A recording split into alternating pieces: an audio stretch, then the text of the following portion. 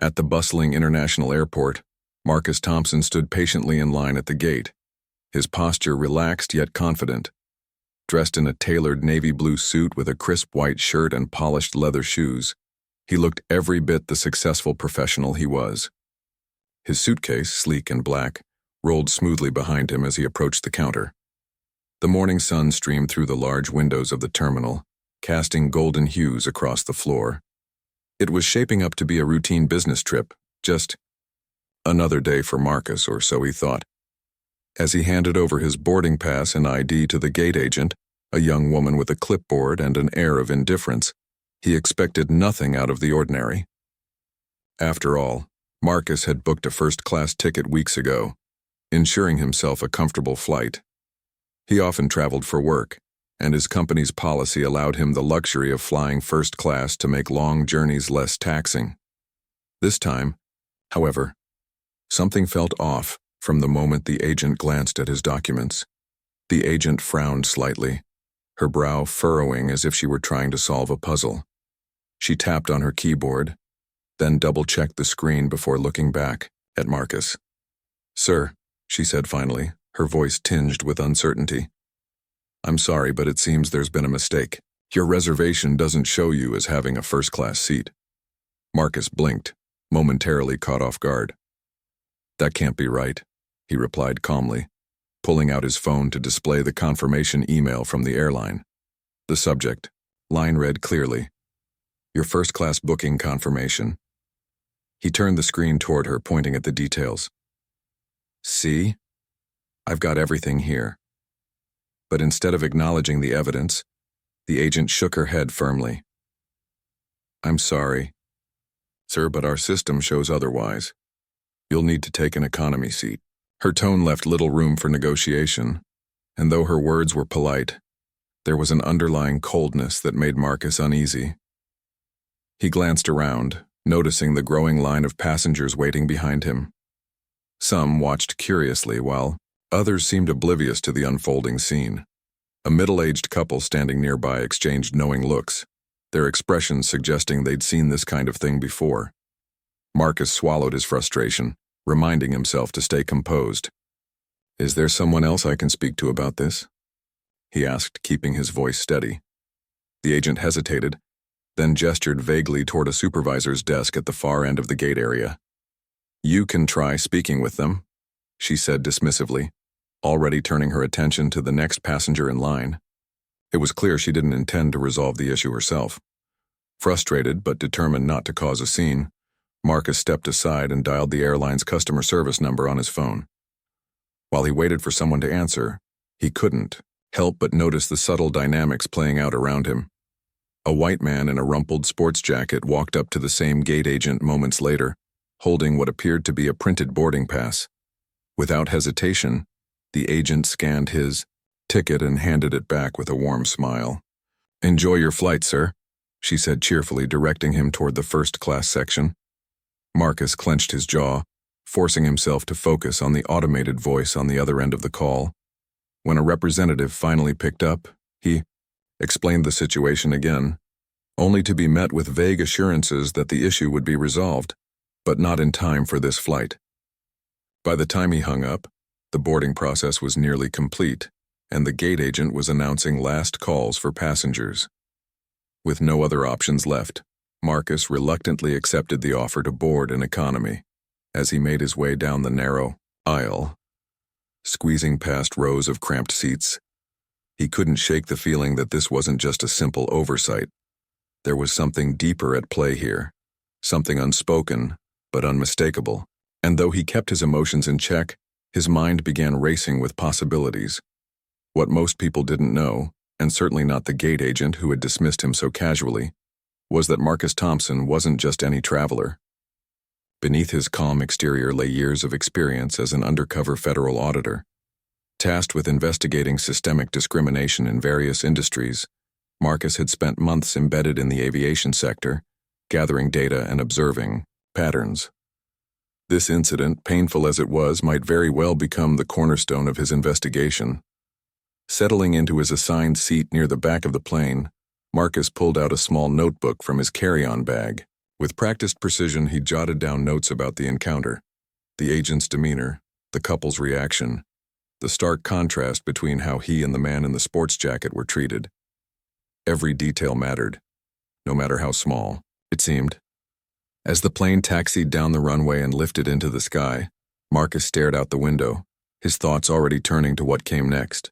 Little did anyone on that flight realize, but this seemingly ordinary day would soon spark a chain of events that could change the entire airline industry. And so, as the miles stretched out below him, Marcus resolved to dig deeper, not just for himself, but for everyone who had ever been made to feel invisible, unworthy, or less than because of the color of their skin. What started as a denied seat in first class would become much more than a personal affront. It would be the beginning of a fight for justice. The flight attendants moved briskly through the narrow aisles of the economy section, offering snacks and drinks to passengers crammed into their seats. Marcus sat by the window, his face resting against his hand as he gazed out at the endless expanse of clouds below. Though outwardly calm, his mind was a whirlwind of thoughts. He replayed the incident at the gate over and over again, the dismissive tone of the agent, the way her eyes seemed to skim past him without truly seeing him, and the ease with which she had waved off his concerns. It wasn't just about being bumped from first class. It was the feeling that he didn't belong there in the first place. As the plane hummed along, Marcus opened his notebook once more. He began jotting down every detail he could recall, what the agent said, how she said it, even the subtle shifts in her body language when he presented his confirmation email. But this time, he went further. He started paying attention to the people around him, listening closely to conversations happening nearby. In the row ahead of him, an older white couple quietly discussed the ordeal they'd witnessed at the gate. "Did you see that?" the man whispered to his wife. "They practically ignored him. It's like they didn't believe he belonged in first class." Marcus felt a pang of frustration but kept his focus sharp. He leaned forward slightly, pretending to adjust his bag, and caught snippets of other exchanges. A young woman 2 rows behind muttered under her breath about how unfair it was, while another passenger shrugged it off, saying, "These things happen." To some it might have seemed like a minor inconvenience, but to Marcus it was a glaring example of something far bigger, a pattern of behavior rooted in bias. When the flight attendants passed by with refreshments, Marcus decided to strike up a conversation. He smiled politely and asked one of them if such mix-ups were common. The attendant, a middle-aged woman with kind eyes, hesitated before responding. "Well," she said cautiously, glancing around to ensure no one else was listening, "it happens sometimes. Not always, but enough that you notice." She paused, lowering her voice. "Some passengers get treated differently based on, well, you know." Her words hung in the air, unspoken yet clear. Marcus nodded, thanking her for her honesty. As she walked away, he scribbled another note in his book. Staff aware of discriminatory practices.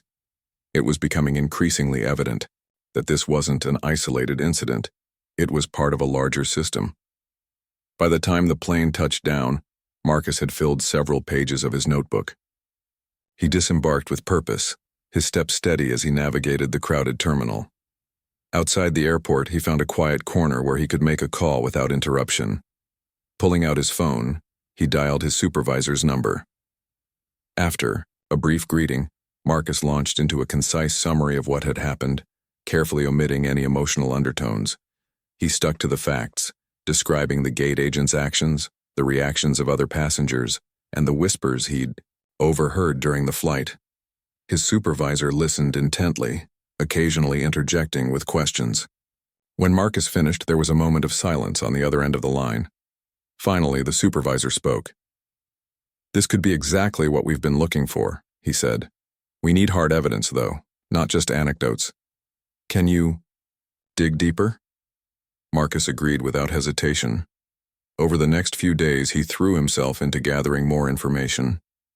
He reached out discreetly to some of the passengers who had witnessed the incident, explaining that he was conducting research into customer service practices within the airline industry. Most were eager to share their perspectives, recounting moments of confusion and discomfort they'd felt watching the interaction unfold.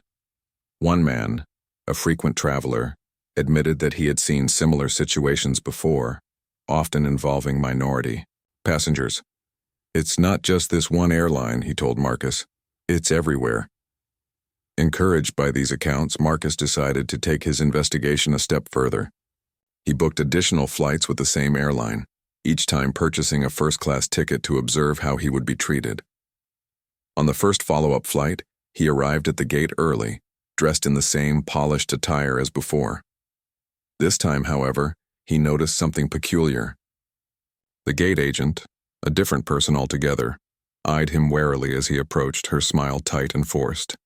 When he handed over his boarding pass, she scrutinized it longer than necessary before finally nodding and letting him board. Though nothing overtly discriminatory occurred, the tension in her demeanor spoke volumes. On subsequent flights, Marcus continued to document everything. He paid close attention to how staff interacted with other passengers, noting discrepancies in tone and treatment. White travelers, particularly those wearing expensive clothing or jewelry, were greeted warmly and ushered through the process with minimal fuss. Minority passengers, on the other hand, often faced extra scrutiny, questions about their tickets, requests for additional identification, or outright skepticism about their reservations. Each observation added another layer to Marcus's growing understanding of the problem. Back home, Marcus spent hours poring over his notes, organizing them into categories and identifying recurring themes. He realized that the issue wasn't limited to individual employees acting out of prejudice. It was systemic. Airlines prioritize certain types of customers over others, often using coded language and unwritten rules to justify unequal treatment.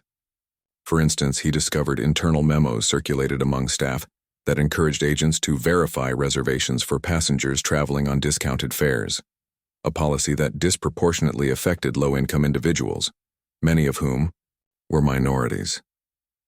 With each new piece of evidence, Marcus grew more determined to expose the truth. He knew that uncovering systemic discrimination wouldn't be easy, but he also understood the importance of his role. As an undercover federal auditor, he had a unique opportunity to shine a light on injustices that too often went unnoticed. And so, armed with a growing dossier of findings, Marcus prepared to escalate his investigation. What started as a personal affront at the gate was now transforming into a mission, one that could hold powerful institutions accountable and pave the way for meaningful change. Though the road ahead promised challenges, Marcus remained resolute. Every note he took, every conversation he recorded brought him closer to justice. And as he closed his notebook for the night, he allowed himself a small smile. The fight was far from over, but he was ready. Over the next several weeks, Marcus immersed himself fully in his investigation. Each day brought new flights, new airports, and new opportunities to observe the inner workings of the airline industry. He methodically planned his trips, ensuring that he traveled on a variety of routes operated by the same airline. His goal was simple yet ambitious: to uncover patterns of discriminatory behavior that could not be dismissed as isolated incidents. With each journey, Marcus grew more adept at blending into the background while simultaneously gathering critical evidence. One morning, Marcus arrived at a bustling hub airport for another round of covert observations. This time he wore a slightly less formal outfit, a dark blazer paired with khakis, to see if his appearance might influence how he was treated. As he approached the gate, he noticed a group of passengers ahead of him chatting animatedly about their upcoming flight. Among them was a young black woman holding a first-class boarding pass. She seemed confident and well-prepared, but when she reached the agent, her expression quickly shifted to frustration. The agent questioned her reservation multiple times, asking for additional identification, and even implying that she might have been mistaken about her ticket type. Despite producing all required documents, the woman was eventually allowed to board, but not before enduring several minutes of unnecessary scrutiny. Marcus watched silently, his jaw tightening as he observed the interaction. It reinforced what he had suspected all along. This wasn't just about him. It was part of a broader pattern. After the woman walked away, visibly irritated, Marcus struck up a conversation with her under the pretense of commiserating over travel woes. That looked frustrating, he said gently, offering a sympathetic smile. The woman nodded, her voice tinged with exasperation. It happens all the time, she admitted. No matter how prepared I am, they always seem to find a reason to question me. Her words resonated deeply with Marcus. He thanked her for sharing her experience and made a mental note to include her story in his report. These personal testimonies were invaluable. They added a human element to the data he was collecting, making it harder for anyone to dismiss his findings as mere speculation. As his investigation progressed, Marcus began experimenting with different tactics to gather evidence. On one flight, he discreetly recorded conversations between staff members using a small audio device hidden in his pocket. During a layover, he overheard two agents discussing which passengers they deemed problematic. One mentioned a traveler who had complained about being denied access to the lounge despite having the proper credentials. "You know the type," the agent said dismissively, "always making a fuss because they think they're entitled." The comment sent a chill down Marcus's spine. While the agents didn't specify race or ethnicity, their tone implied a judgment based on factors beyond mere customer service complaints. It was clear that certain passengers were being singled out, not because of anything they had done wrong, but because of preconceived notions held by the staff. Another breakthrough came when Marcus stumbled upon internal memos shared among employees. These documents outlined cost-cutting measures implemented by the airline, including restrictions on accommodations for passengers traveling on discounted fares. At first glance, the policies appeared neutral, designed to streamline operations and reduce expenses. However, upon closer inspection, Marcus realized that these measures disproportionately affected minority travelers. Many low-income individuals relied on discounted tickets due to financial constraints, and the resulting limitations, such as reduced baggage allowances or stricter check-in requirements, often led to conflicts with staff. Armed with this information, Marcus began cross-referencing his notes with publicly available data on passenger demographics. He discovered alarming statistics showing that Black and Latino travelers were significantly more likely to encounter issues with their reservations compared to white passengers. Even when controlling for variables like ticket price or frequent flyer status, the disparity remained glaringly obvious. It was irrefutable proof that something was fundamentally wrong within the system. Despite the mounting evidence, Marcus knew he couldn't rely solely on numbers and anecdotes. To truly expose the extent of the problem, he needed to document real-time interactions. So, on his next flight, he carried a small camera embedded in his glasses, capturing footage of his encounters with airline staff. When he approached the gate, the agent, a middle-aged man with a clipboard, eyed him suspiciously, much like the others had before. Marcus handed over his boarding pass, bracing himself for the inevitable questions. Sure enough, the agent hesitated, scrutinizing the document as though searching for flaws. "Are you sure this is correct?" he asked, his tone laced with skepticism. Marcus nodded calmly, pointing to the confirmation email on his phone. "Everything checks out," he replied, evenly. The agent muttered something under his breath before finally allowing Marcus to board, but the exchange was captured in crystal-clear detail. Back home, Marcus reviewed the footage, noting the subtle cues that revealed bias, the prolonged pauses, the skeptical glances, the unnecessary requests for verification. Combined with the testimonies he had gathered and the statistical trends he had uncovered, the video provided undeniable evidence of discriminatory practices. It was exactly what he needed to build a comprehensive case against the airline. Throughout this process, Marcus remained acutely aware of the risks involved. Operating undercover meant walking a fine line between gathering evidence and maintaining his cover. If anyone suspected his true identity, the entire investigation could unravel.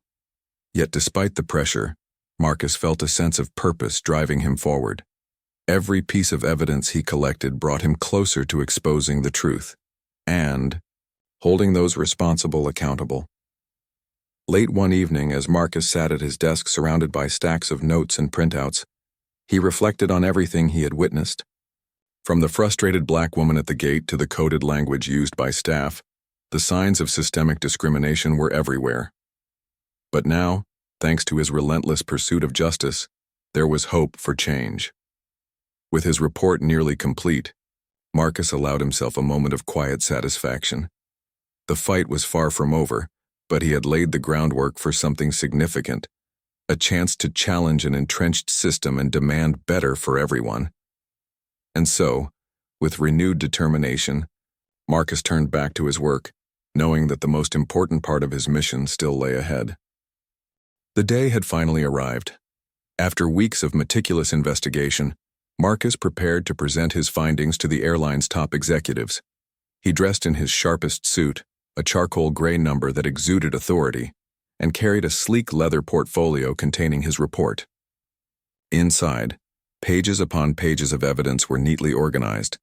Testimonies from passengers, recorded conversations, internal memos, statistical analyses, and even video footage capturing discriminatory interactions. This wasn't just a presentation, it was a reckoning. As Marcus entered the boardroom, he felt the weight of what was about to unfold. The space was dominated by a long mahogany table surrounded by high-backed chairs. Executives sat stiffly, their expressions ranging from curiosity to mild irritation. Some thumbed through papers while others whispered quietly among themselves. At the head of the table sat Richard Langley, the airline's CEO, a tall man, with silver hair and an air of unshakable confidence. Marcus introduced himself as a federal auditor, conducting a routine review of customer service practices, careful not to reveal too much up front. "I appreciate your time today," Marcus began, standing at the front of the room. His voice was calm but firm, commanding attention without raising suspicion. "My team and I have been analyzing various aspects of your operations, including passenger experiences across different demographics." He paused, letting his words sink in before continuing. "What we've uncovered is concerning, not just for your organization, but for the industry as a whole." He clicked a button on the remote in his hand, projecting the first slide onto the screen behind him. It showed a graph illustrating disparities in how passengers were treated based on race and socioeconomic status. The numbers spoke for themselves. Black and Latino travelers faced significantly higher rates of reservation disputes, denied lounge access, and unnecessary questioning compared to white passengers.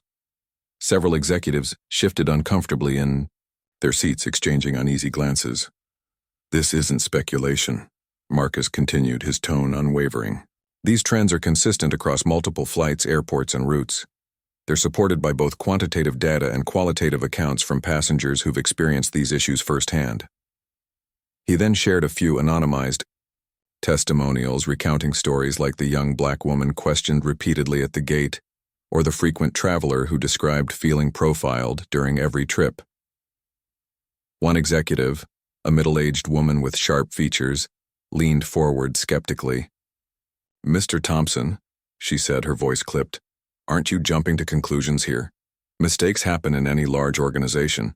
Are you suggesting that every single incident stems from intentional bias?" Marcus smiled faintly, appreciating the challenge. "Not necessarily intentional," he replied smoothly. "But biases don't always require intent. Sometimes they're embedded in systems and processes, like policies that disproportionately affect low-income travelers or training programs that fail to address cultural sensitivity." He pulled up another slide showing excerpts from internal memos discussing cost-cutting measures. For example, take this policy restricting accommodations for discounted tickets. On paper, it seems neutral, but when you look at who typically purchases those tickets, the impact becomes clear. The room fell silent as the implications sank, and Marcus pressed on, playing snippets of recorded conversations between staff members. In one clip, an agent referred to a passenger as difficult simply because they asked for clarification about their seat assignment. Another recording captured two employees laughing about a traveler who complained about being denied lounge access. The laughter faded into awkward silence as the executives realized the gravity of what they were hearing. When the final clip ended, Marcus turned to face the group directly. "Let me share something personal," he said, his demeanor shifting slightly. For the first time, there was a hint of emotion in his voice. A few weeks ago, I boarded one of your flights after being denied access to first class despite holding a valid ticket. I didn't argue or cause a scene. I simply accepted the situation. But later I learned that other passengers in similar situations weren't treated the same way. Their tickets went unquestioned. Why do you think that might be? The question hung heavy in the air. No one spoke immediately, but the tension was palpable. Finally, Richard Langley cleared his throat and stood up. "Look, Mr. Thompson," he said, attempting to sound conciliatory, "we value all our customers equally. If there are isolated incidents where someone feels mistreated, we'll address them. But let's not paint the entire company with the same brush." Marcus nodded politely, expecting this response. "I understand your perspective," he said. "However, my report shows that these aren't isolated incidents. They're part of a pattern, one that suggests systemic issues rather than individual mistakes." He opened his portfolio and slid copies of the full report across the table to each executive. "Take some time to review this. You'll see that the problem runs deeper than any one person or department." For the next hour, Marcus answered questions and clarified points, maintaining his composure even as some executives grew defensive. One man argued that increased diversity training would solve the issue, while another suggested revising ticketing software to reduce human error. Marcus acknowledged these ideas, but emphasized the need for structural change, not quick fixes, designed to placate critics. By the end of the meeting, the mood in the room had shifted.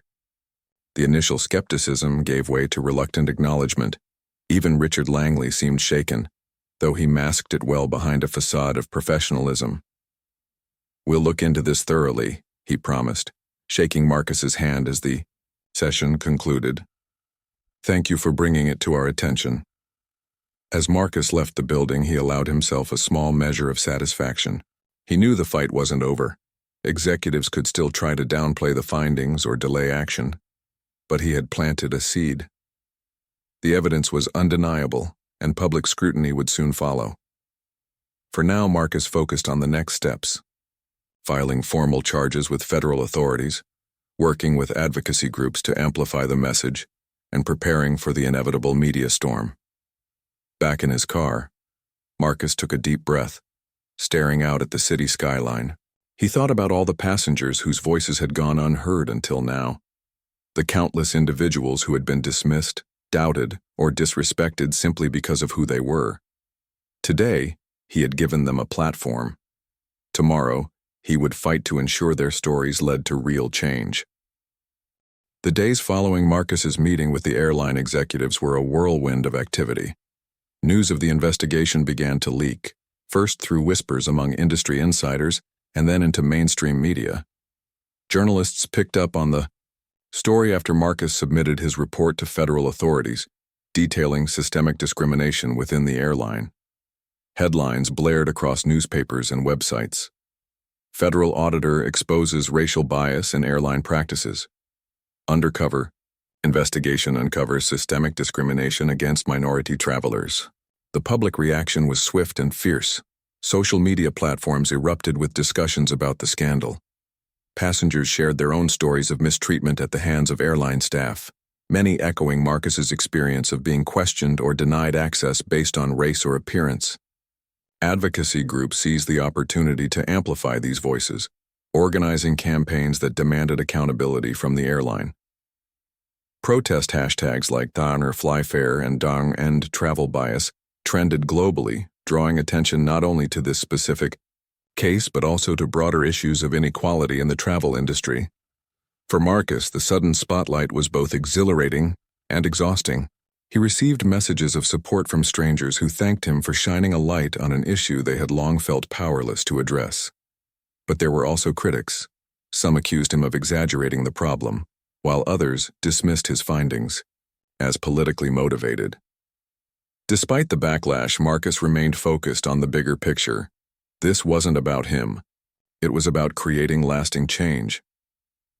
As pressure mounted, the airline issued a public statement acknowledging the allegations and pledging to cooperate fully with federal investigators. However, their initial response lacked depth, offering vague, Promises of improved customer service without addressing the root causes of the problem. Public outrage only intensified, forcing the company to take more concrete action. Within weeks, top executives announced sweeping reforms aimed at rooting out discriminatory practices. Among the changes were mandatory diversity and inclusion training programs for all employees, from gate agents to corporate leadership. The SAO airline committed to revising its internal policies, eliminating those that disproportionately affected minority travelers. For example, restrictions on discounted tickets were reevaluated to ensure they didn't unfairly penalize low-income passengers. Additionally, the company established a dedicated hotline for reporting incidents of bias, promising swift investigations and consequences for violations. Perhaps most significantly, the airline agreed to compensate victims of discriminatory practices identified during Marcus's investigation. Affected passengers received refunds, vouchers for future travel, and personal apologies from senior management. While financial restitution couldn't undo the harm caused, it served as a symbolic gesture of accountability, a recognition that the company had failed its customers. Marcus played a key role in overseeing the implementation of these reforms, working closely with federal authorities and independent auditors to ensure compliance. He traveled to airports around the country, conducting workshops for airline staff, and speaking at industry conferences about the importance of equitable treatment for all passengers. His calm demeanor and unwavering dedication earned him respect even among former skeptics. One evening, as Marcus prepared for yet another speaking engagement, he reflected on how far things had come since that fateful day at the gate. The journey hadn't been easy. There were moments when doubt crept in, when resistance from powerful figures threatened to derail progress. But he had stayed the course, and now, tangible change was taking shape. At the conference hall, Marcus took the stage to a standing ovation. Hundreds of attendees rose to their feet, applauding not just his efforts, but the collective movement that had grown out of his work. When the applause subsided, Marcus began his speech with a simple acknowledgement. "This isn't my victory," he said, his voice steady and sincere. "It belongs to every person who has ever been made to feel invisible, unworthy, or less than, because of the color of their skin, their income level, or their background."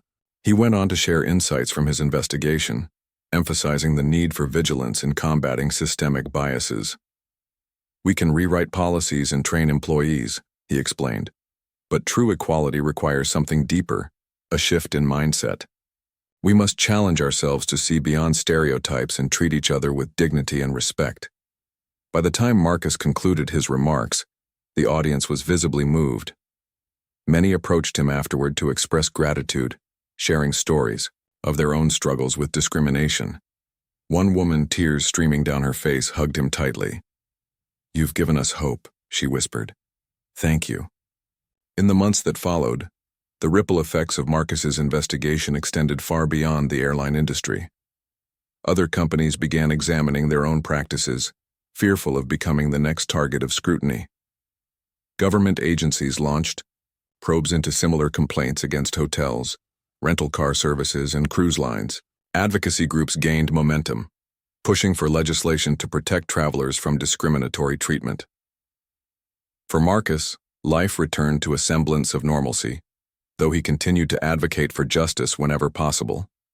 He flew frequently, for work, always booking first class, not because he sought luxury but because he refused to let anyone dictate where he belonged. On one such flight, as he settled into his seat near the front of the plane, the flight attendant greeted him warmly, recognizing him from news reports. "Mr. Thompson," she said with a smile, "thank you for everything you've done."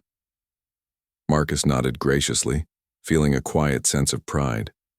The fight for equality was far from over, but progress had been made, and that was worth celebrating.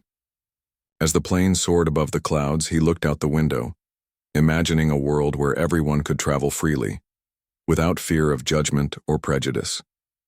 It was a vision worth striving for, and Marcus knew he would continue fighting to make it a reality.